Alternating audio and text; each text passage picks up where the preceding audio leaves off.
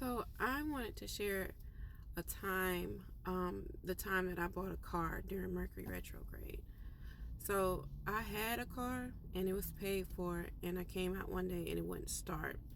And I already wanted like something pretty. It was a CRV Honda.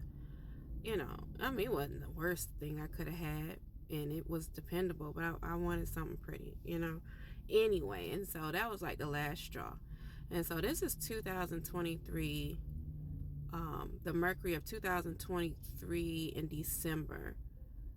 And I actually signed the lease on the new car Christmas Eve.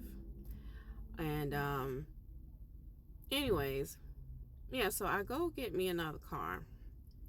I already know about not buying electronics and things like that during retrograde, making large commitments.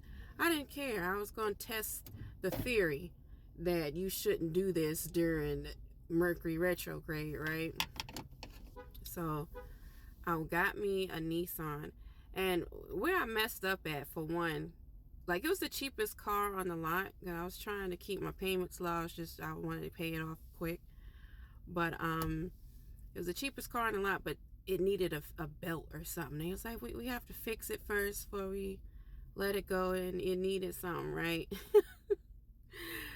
So I was like, okay, and so they fixed that. I paid for it, picked it up.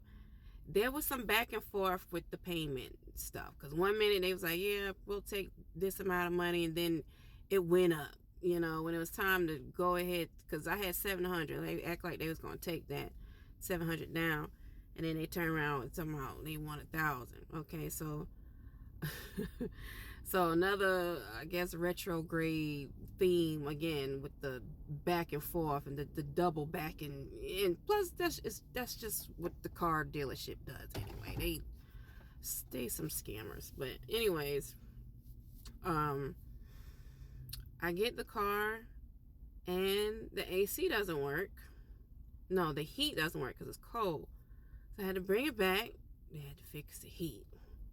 They fixed the heat, and it looked like something was missing. There was a section under the car, looked like it was missing. Like they rewired it, they rigged it some kind of way, right? So, I mean, it was always something with this car. It was electrical stuff, one thing after another. I kept trying to hold on to this car because I didn't want it to go on my credit. I wanted to pay it off. So and then the warranty wears off. So I'm putting big money into this car, and because I had to put a motor in it and make payments. And at that time I wasn't smart enough to get like a full warranty from Endurance or something like that, which that's something I'm gonna keep from now on. But anyways, so I'm kicking out big money to keep this car, and I took it to Texas with me, and it went down again, right?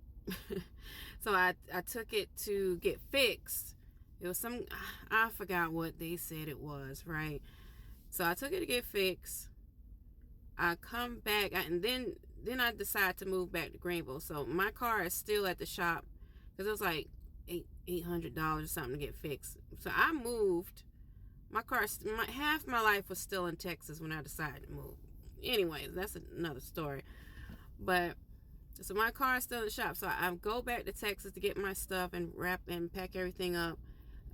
Pick up the car, which I was getting transported. I was not driving that car back to South Carolina. So I get the car. So I go back to pick up the car, and it's acting up. Like, I get it on the highway to drive back home, and it's acting up. I'm just like, you gotta be kidding me, And then I get back to South Carolina. I'm fully moved, and then I take the car to the dealership where I got it from, and they have their own mechanic. So they figured out what was wrong with it, supposedly, right? And they fixed it for a little bit. I think it might have been fixed for a couple months. It goes down again, and I have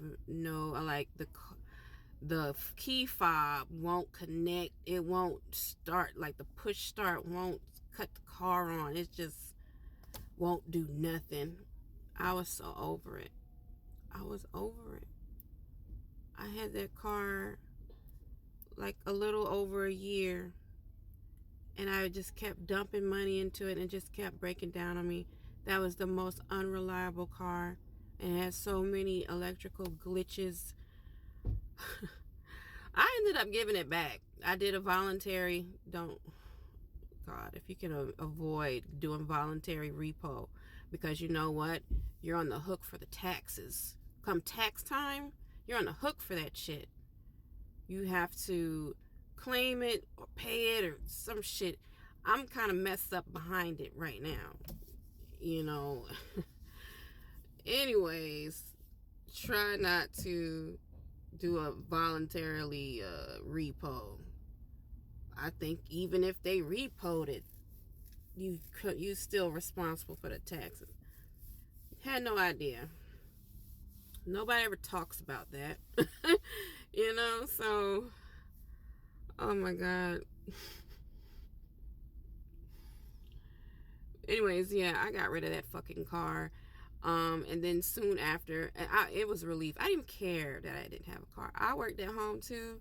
I got my groceries delivered. If I wanted to go out, I'd call a Lyft. It was the most liberating feeling not to deal with that freaking car and those car payments, you know. And then my mom's friend was selling a car, and then I worked something out with her, and then a couple months later, I got the car that I have now, and with some help, I got it paid off. So now I have a car, it's paid off, and this car is a whole lot more reliable. We had to do some repairs on it, but it ain't nothing like that fucking Nissan, yo. And I don't know if it's the Nissan, or because I bought it during retrograde, or because I bought a Nissan during retrograde. You know, like, I will never buy another Nissan. I will never buy another car during the retrograde. And then the Honda, I ended up giving that away.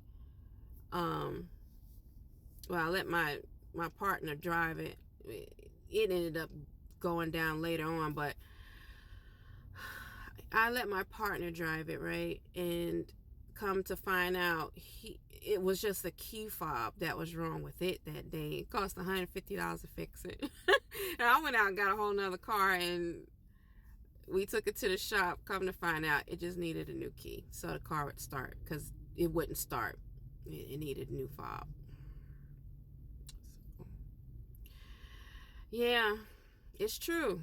Don't buy cars. Don't buy new electrical stuff during a retrograde. Try to wait if you can.